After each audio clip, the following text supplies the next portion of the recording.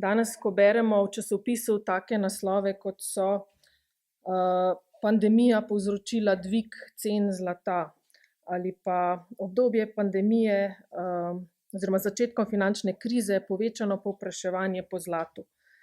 Centralna banka povečuje zlate rezerve in podobno. V tem kontekstu krize tudi Izaija v 13. poglavju govori o nečemer, kar je dražje od zlata. Pa si preberimo Izaija 13:12. Storim, da bo mož dražji od prečistega zlata, človek od zlata ofirskega. Ko preberemo to vrsto, se malo ustavimo, razmislimo, se pojavi cel kup vprašanj. Kakšen je ta človek, ki ga Bog oceni kot dražjega od najčistejšega zlata? Kakšna merila ima Bog? Kaj je zanj dragoceno?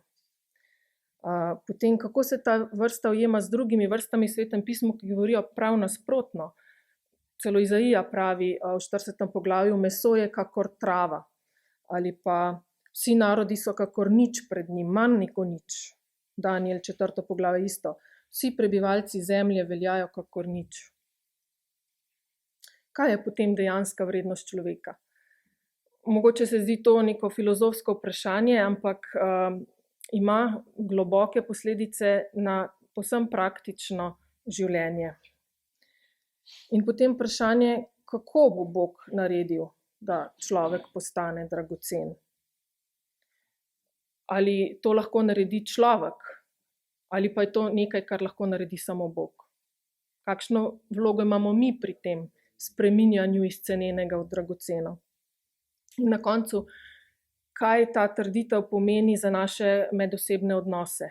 Kako to vpliva ali pa bi moralo vplivati na nas kot družbo?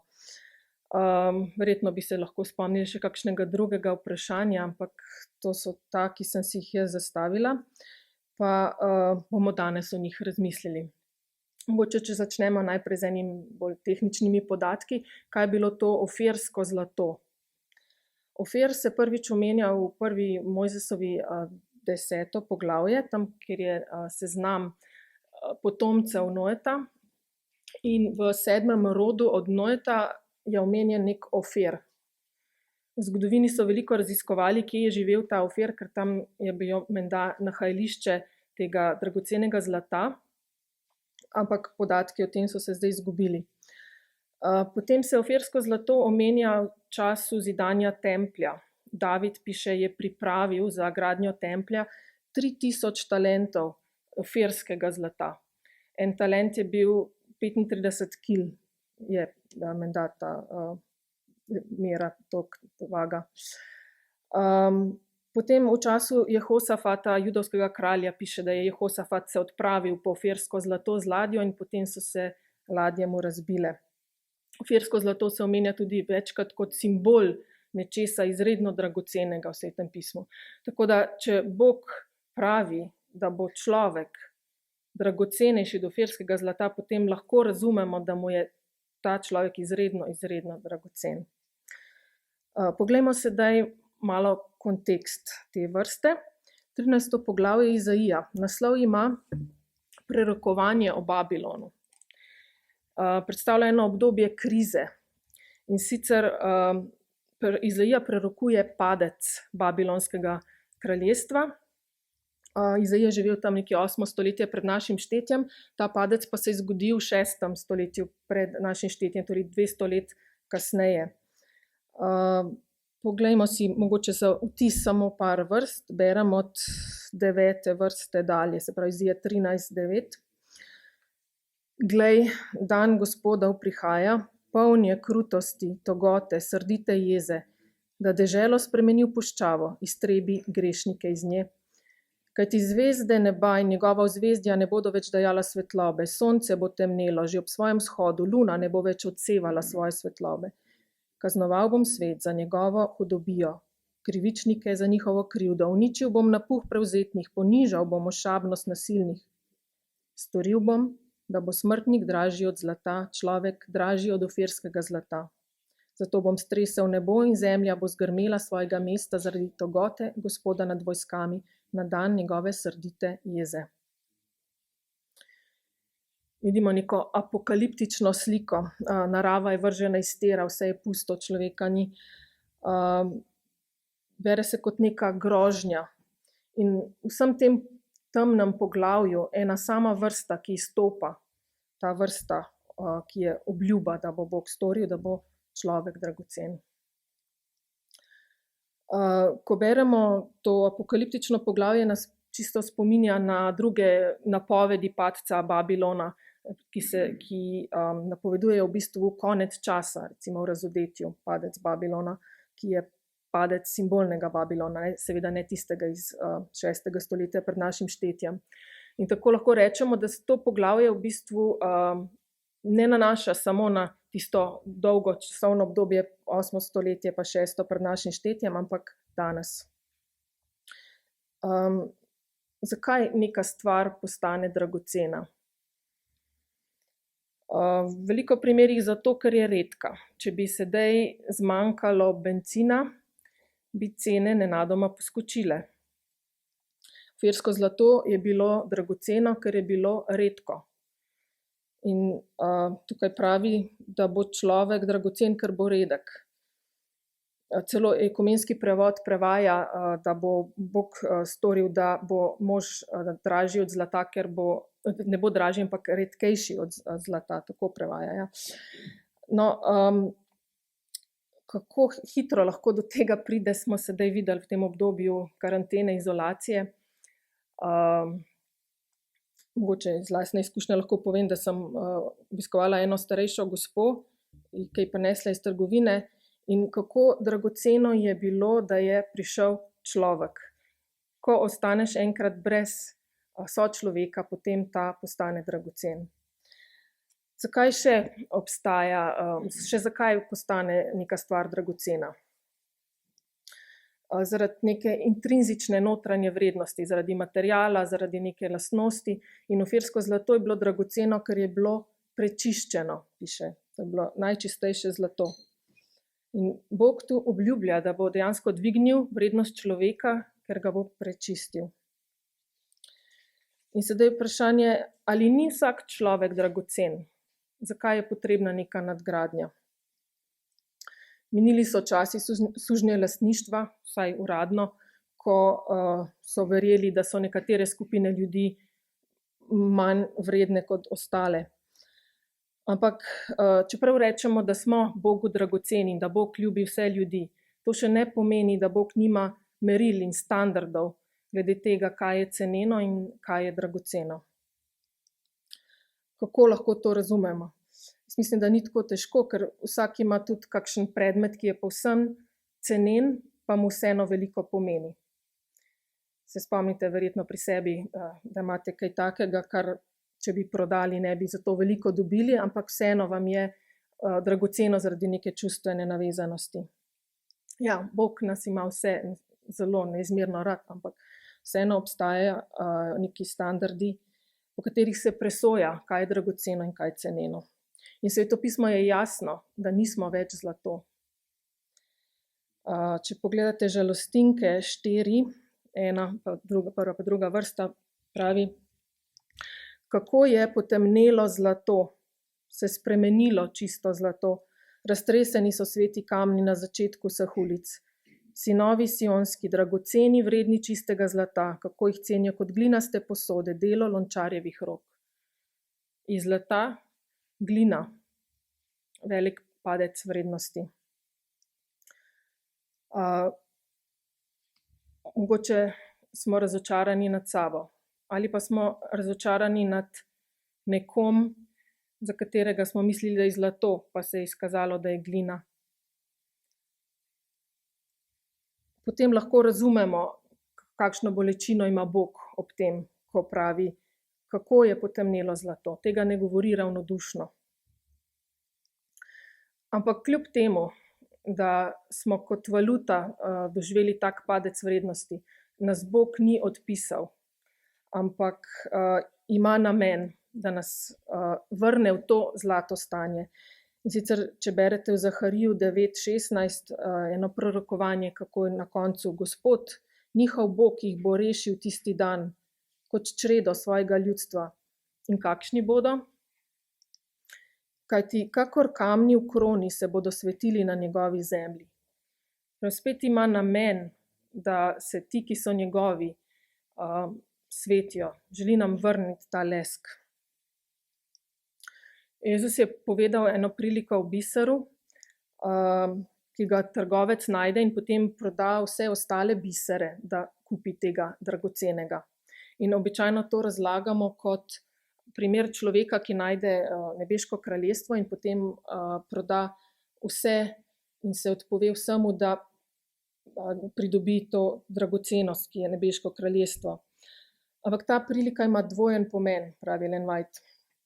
Predstavlja tudi Jezusa, ki išče bisere. In v padlem človeku najde biser, neskončno vreden, zaradi katerega se odpove vsem dragocenostim nebesim in ga kupi za zelo drago ceno, za ceno svojega življenja. Ampak pravzaprav še to moram prej povedati. Luka piše, da je Jezus rekel, sin človekov je prišel iskat, kar se je izgubilo. Spravi, Jezus je dejansko res ta nebeški trgovec, ki išče bisere. Ampak ta vrsta ni povedana v celoti. Sin človekov je prišel iskat, kar se je izgubilo. Manjka še ena beseda. Lahko me preverite v Lukežu 19:10. Sin človekov je prišel iskat in zveličati, kar se je izgubilo. Kar pomeni, da je prišel narediti tudi eno spremembo v nas. Tako kot na finančnem trgu obstajajo standardi, po katerih ocenjujejo, kaj je dragoceno in kaj ni. Tako tudi Bog ima kriterije pri oceni človekove vrednosti. In sprememba je nujna. Storil bom, pravi Bog. In sedaj se lahko vprašamo, ali je to nekaj, kar lahko samo on stori, ali pa imamo pri tem neko vlogo tudi mi. Ali ni človek tisti, ki se lahko naredi dragocenega? Zanimivo je malo spremljati skozi zgodovino, kako v bistvu so pogosti poskusi, da bi si človek dvignil vrednost. Očitno je v človeku neka tendenca, teži k temu, da bi se duhovno dvignil. Mogoče najbolj znan primer je koncept filozofa Nietzscheja, nadčlovek, je bil njegov ideal. In ta ideal je potem prevzel nacizem, ko so želeli ustvariti neko čisto raso, popolno. Danes se ta težnja kaže, mogoče lahko rečemo, z genskim inženiringom, ko skušajo z gensko manipulacijo ustvariti nekega človeka z idealnimi lastnostmi. Mogoče bi v to kategorijo lahko dali tudi vso kozmetično industrijo, pa modo. V raznih preoblekah se pojavlja ta človekova težnja, da bi se zvišal oziroma si zvišal vrednost. V 16. pa 18. stoletju je v Evropi cvetela ena, recimo temu, veda, ki so ji rekli alkimija. Beseda alkimija pomeni preoblikovanje arabsko. V 12. stoletju so Arabci prinesli v Evropo, ampak izhaja pa menda celo iz Egipta in Babilona in v Grčiji je bila tudi poznana. Zakaj je šlo? Poenostavljeno zato, da je odkrilo neko formulo, kako iz kovine narediti zlato. Ampak ni šlo samo za nek hiter dobiček, ker to so bili ljudje, ki so se s tem ukvarjali, so bili tudi versko in znanstveno zelo izobraženi in so želeli tudi in verjeli, da je možno, da se človek spreobrne v neko zlato stanje duhovne izpopolnjenosti. In njihov najvišji cilj je bil najti en tako imenovan kamen modrosti, ki bi že samim z dotikom spremenil ceneno v dragoceno in ki bi bil hkrati tudi eliksir življenja. Danes se mogoče nasmehnemo ob tem in mislimo, da mi tega pa že ne bomo verjeli, ampak dejansko se te ideje pojavljajo v raznih preoblekah. tudi danes. Ljudje vedno iščejo nekaj, kar presega vsakdanje rešitve. Zanimivo, da Sveto pismo ponuja prav to, kar so alkimisti iskali. Ta kamen modrosti, ki spreminja ceneno v dragoceno. In s katerim Bog naredi to veliko delo preoblikovanja, imenovali so ga magnum opus. In sicer, če pogledamo 1. Petrovo, 2. poglavje, 6. vrsta, kaj Bog ponuja kot rešitev, kaj je tisto, kar preoblikuje nas. In sicer Peter citira Izaija in pravi: "Lej, na Sionu polagam kamen, izbran in dragocen, vogelni kamen, kdor vanj veruje, ne bo sramočen." Vsi vemo, da je ta kamen Jezus. In v 2. poglavju, 4. vrsta pravi: "K njemu stopite, k živemu kamnu, ki so ga sicer ljudje zavrgli, a pri Bogu je izbran in dragocen." Sveto pismo daje odgovor, ki ga ljudje iščejo. Ampak Sveto pismo je tudi jasno, da to rešitev, ki jo ponuja Bog, ljudem ne bo ravno všeč in da bo ta rešitev zavrnjena. Nekoč so Jezusu prišli ljudje z vprašanjem, kaj naj delamo, da delamo Božja dela. In torej, hoteli so nek seznam eksplicitnih del, ki ga bodo lahko obkljukali in potem bodo na višjem duhovnem stanju, v redu bodo pred Bogom. Ampak Jezus jim ni dal tega konkretnega seznama del, to, kar pa jim je predlagal, jim ni bilo všeč in piše, da so odšli in niso več hodili za njim. Se niso zavedali, da v bistvu so odšli od edinega vera oziroma od edinega vera moči, ki jih lahko spremeni in jih naredi dragocene. Berem iz knjige Pot Kristusu. Res je, da je življenje kakega človeka lahko na zunaj pošteno tudi brez Kristusove obnavljajoče moči. Želja, da bi postali vplivni in spoštovani, lahko povzroči urejeno življenje. Samo spoštovanje nas lahko spodbuja, da se izogibamo slabega. Tudi sebično srce je lahko radodarno. Ja, lahko z nekimi svojimi napori se odpovemo kakšni slabi navadi, ampak samo Bog je tisti, ki ustvari pa globoko spremembo človekove narave. Obnavljajoča moč, ki je človeške oči ne morejo videti, spočenja v duši novo življenje, ustvarja novo bitje po Božji podobi. Seveda pa to ne pomeni, da mi nimamo svoje vloge pri vsem tem delu. Tudi mi imamo nekaj ključnega. Kaj je naša vloga? Še eno vrsto berem iz 1. Korinčanom 3. poglavje 10-13. Pavel primerja naše življenje s gradnjo templja. In pravi, vsak naj gleda, kako zida. V 11. vrsti: "Drugega temelja nihče ne more položiti razen tistega, ki je že položen, Jezus Kristus. Če pa kdo na tem temelju zida zlato, srebro, dragocene kamne, les, seno ali slamo, delo vsakega bo postalo vidno. Razkril ga bo namreč dan, ker se bo razodel z ognjem in ogenj bo preizkusil, kakšno je delo tega ali onega." Mi smo tempelj in z vsako besedo, vsakim dejanjem, vsako mislijo zidamo. In tudi, če smo si za temelj postavili ta vogelni kamen, vseeno smo vsak dan prosti, da izbiramo, kakšen material bomo zidali. Ko je Bog dajal navodila za tempelj in za vzhodni šotor, je predvidel same dragocene materiale, da se uzidajo. Brali smo, da ko je Salomon zidal tempelj, je 3000 talentov ofirskega zlata uzidal noter.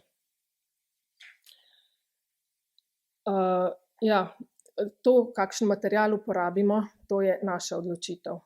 Ampak zavedati se moramo, da tudi če uporabimo zlato, je še vedno to zlato samo zlato v naravnem stanju, neprečiščeno. In je samo Bog tisti, ki ga lahko prečisti. Samo on lahko naredi, da je to zlato ofirsko prečiščeno. In sedaj smo seveda pri tem vprašanju, kako pa Bog to naredi. Ne želim biti preveč dogmatična, ker pri tem opisu Božjega delovanja moramo biti zelo previdni in težko rečemo, da bomo zdaj znanstveno opisali, kako Bog to naredi. Jezus je rekel, veter veje, kjer hoče. Njegov glas slišiš, pa ne veš, odkot prihaja in kam gre, tako je z vsakim, ki je rojen iz duha. Bog ima svoje metode in postopke, ki so nam prikriti. Pa vendar, recimo, da je to eden izmed postopkov, ki ga Bog uporablja in ga je opisal. Poglejmo si ga zdaj v Ezekielu, 22. poglavje. Eden od božjih postopkov, kako prečiščuje zlato. Ezekiel 22, 18 do 22. Sin človekov, Izraelova hiša je postala žlindra. Vse v topilnici, baker, kositar, železo in svinec je postalo žlindra, tudi srebro. Zato tako govori Gospod Bog, ker ste vsi postali žlindra, glejte, vas zberem sredi Jeruzalema in kakor srebro, baker, železo, svinec in kositar zberejo v topilnici in raznetijo nanje ogenj, da se raztopijo, tako vas zberem svoji jezi in svojem srdu vas porinem noter in raztopim. Zberem vas, razpiham na vas ogenj svojega besa, da se raztopite sredi njega. Kakor se srebro raztopi v topilnici, tako se raztopite, da spoznate, da sem jaz Gospod, razlil svoj srd na vas. Neprečiščena kovina, to smo mi v svojem naravnem padlem stanju in Bog pravi, da bo nekaj naredil, da bo dal to kovino čez ogenj. V starih časih so s pridom uporabljali ta alkimistična spoznanja in na naslednji postopek uporabljali za pridobivanje zlata. Namreč najprej so rudo zdrobili v prah, potem so jo segrevali na 1064 stopinj z dovajanjem kisika in potem so te nečistoče priplavale na vrh, so jih pobrali in večkrat, ko so ponovili ta postopek, čistejše je bilo zlato. In v duhovnem smislu je postopek podoben. Najprej je drobljenje v prah, drobljenje ponosa.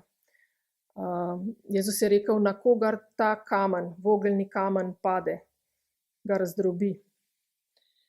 In potem sledi topilna peč, stiska. Mogoče zdaj razmišljate, kako lahko to govorim. Saj Bog je ljubezen, Bog pa kaj takega ne bo storil.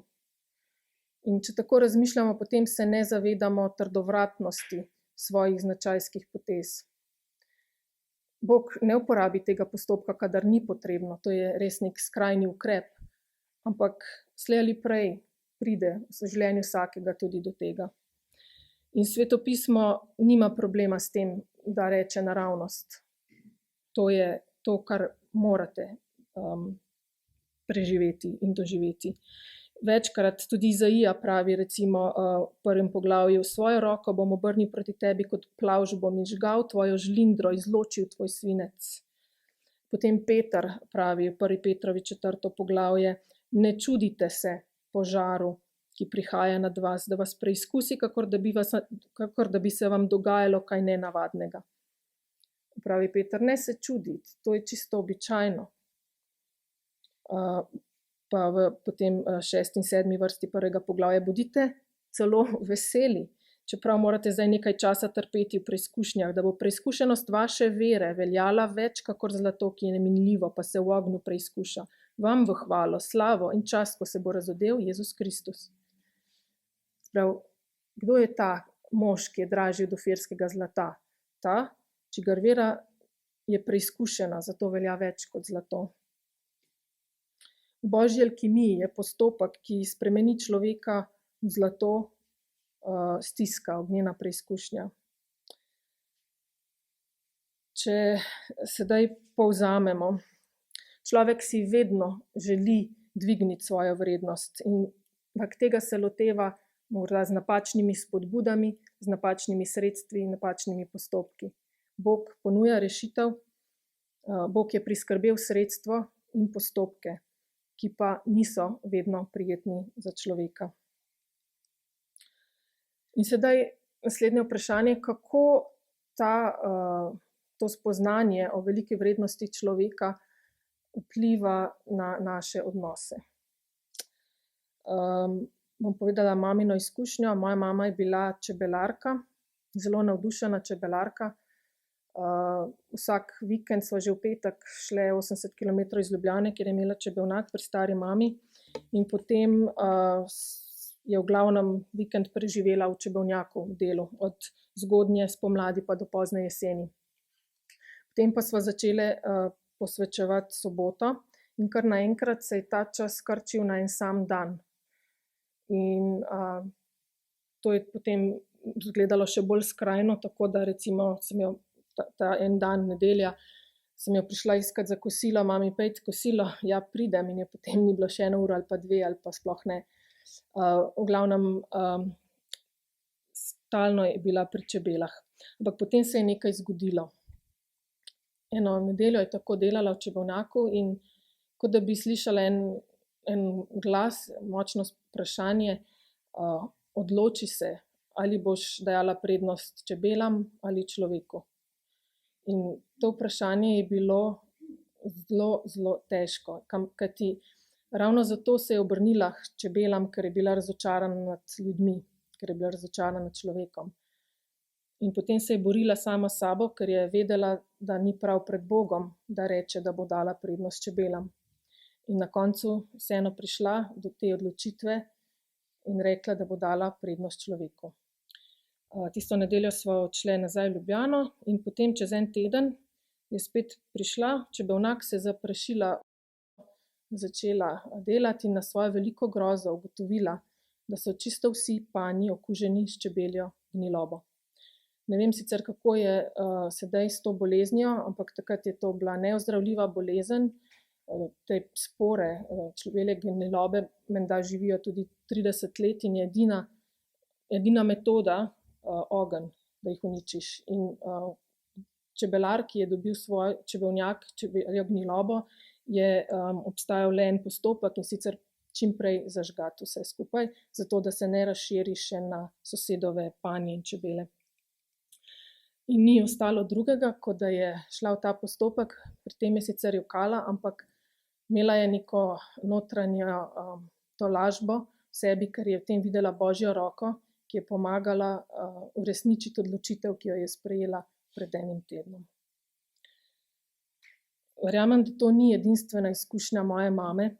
Vsakdo pride ali pa še bo prišel v trenutek, ko se bo treba odločiti, komu ali čemu bomo dajali prednost. Berem Ellen White, Pričevanja, 5. knjiga, stran 456.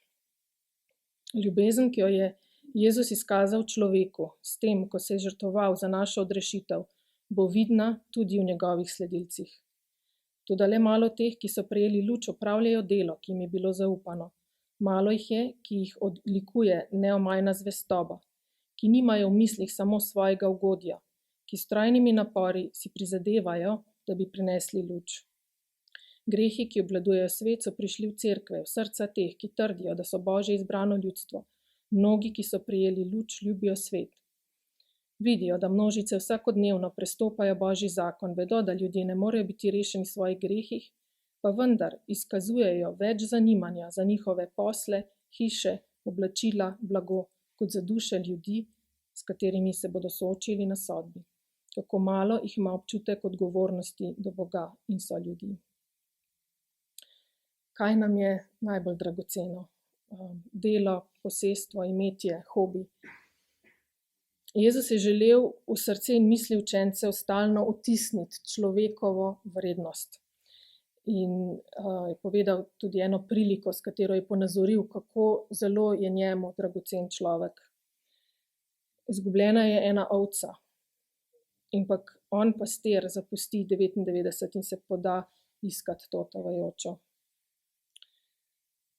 Povsod okoli nas so izgubljeni, povsod tavajo, ampak Bogu so vsi dragoceni. Bog ima dostop, neomejen dostop do vseh virov, samo do enega nima.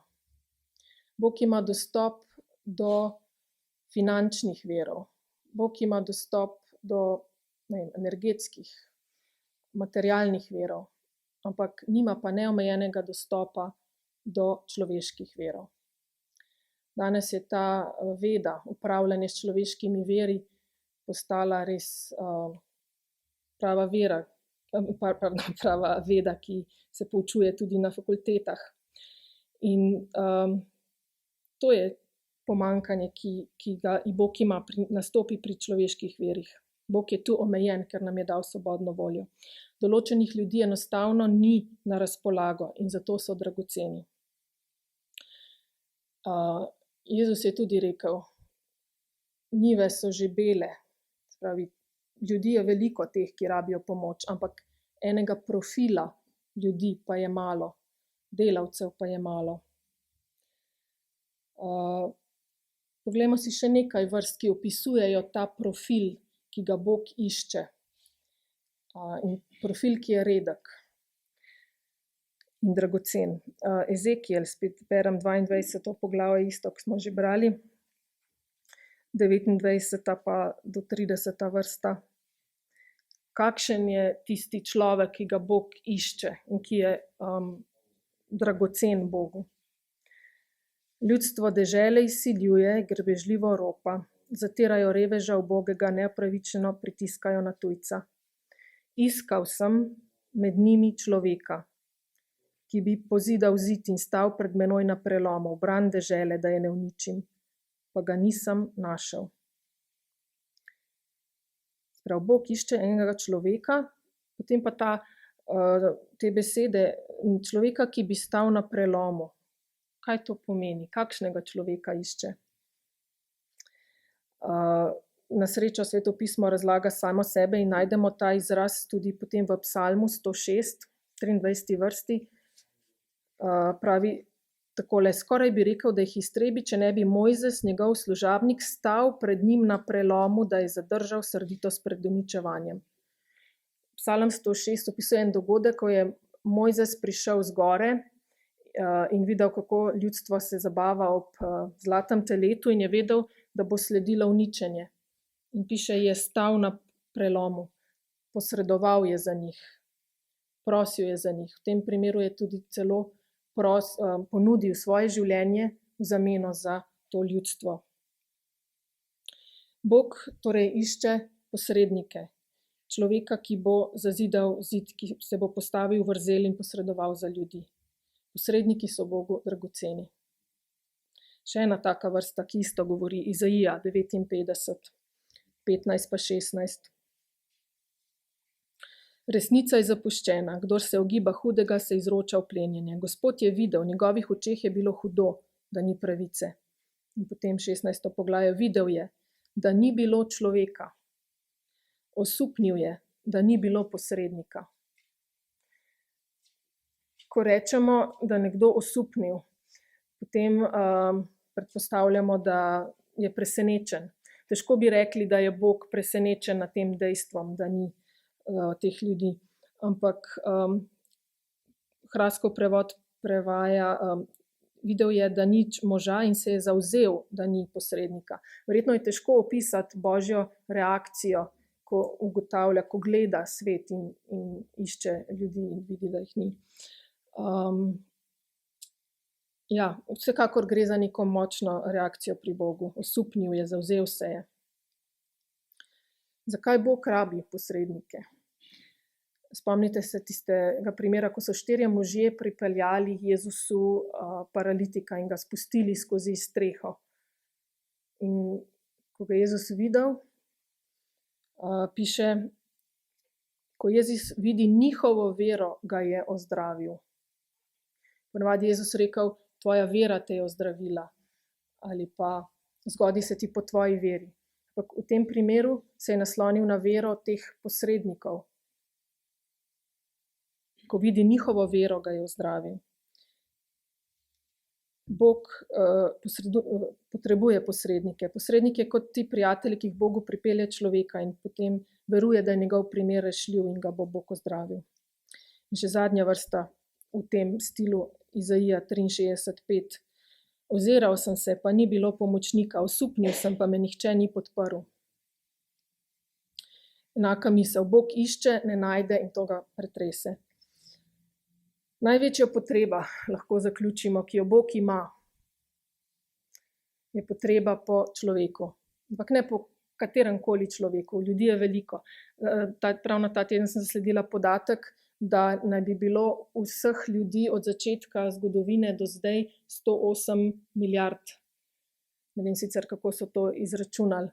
Če računate, da smo zdaj trenutno na nekje 7 milijardah in še nekaj, to pomeni, da nas zdaj živi samo 7-8% vseh ljudi v zgodovini.